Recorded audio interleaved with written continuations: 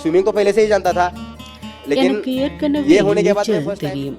ஆனால் இதற்கு பிறகு நான் முதல் முறையாக நீந்தினேன், அல்லது கொஞ்சம் பதற்றமாக உணர்ந்தேன். ஆனால் நான் மாநில அளவிலான போட்டிக்கு சென்றபோது நான் மிகச் சிறப்பாக செயல்பட்டேன். நான் தேசிய போட்டிக்கு தேர்ந்தெடுக்கப்பட்டேன். நான் தேசிய அளவிலும் மிகச் சிறப்பாக செயல்பட்டேன். எனவே எனது நீச்சல் பயணம் 2007 தொடங்கியது.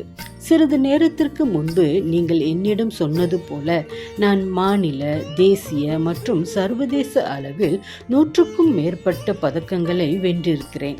நான் இதுவரை 100 மட்டுமல்ல 145க்கும் மேற்பட்ட பதக்கங்களை வென்றுள்ளேன். இந்தியாவிலிருந்து வந்த ஒரே நீச்சல் வீரர் நான்தான். நான் 3 முறை பாராலிம்பிக்கில் அல்லது ஒலிம்பிக்கில் நீச்சலில் பங்கேற்றுள்ளேன். அதன் பிறகு 2018ஆம் ஆண்டு நடைபெற்ற ஆசிய விளையாட்டுப் போட்டிகளில் இந்திய பாரா நீச்சல் வரலாற்றில் அந்த நேரத்தில் ஆசிய விளையாட்டுப் போட்டிகளில் யாரும் தங்கப்பதக்கம் வென்றதில்லை. அதில் முதல் தங்கப்பதக்கத்தையும் நான் வென்றேன். அது என்னுடைய முதல் தங்கப்பதக்கம். இந்தியாவுக்கும் இதுவே முதல் தங்கப்பதக்கம். அதன் பிறகு 2023 உண்மையில் 2022ஆம் ஆண்டின் போட்டி கொரோனா பெருந்தொற்று காரணமாக 2023 நடைபெற்றது.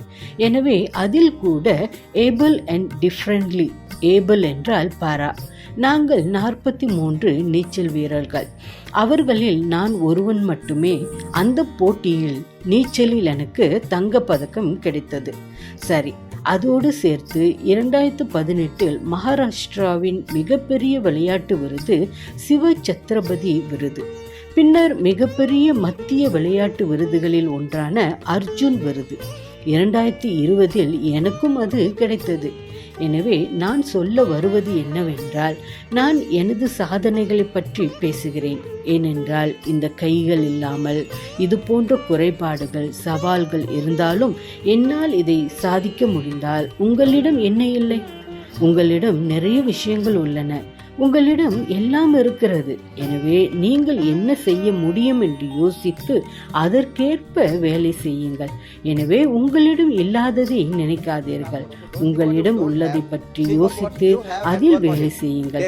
உங்கள் இலக்கு எதுவாக இருந்தாலும் நிச்சயமாக நீங்கள் அதை அடைவீர்கள்.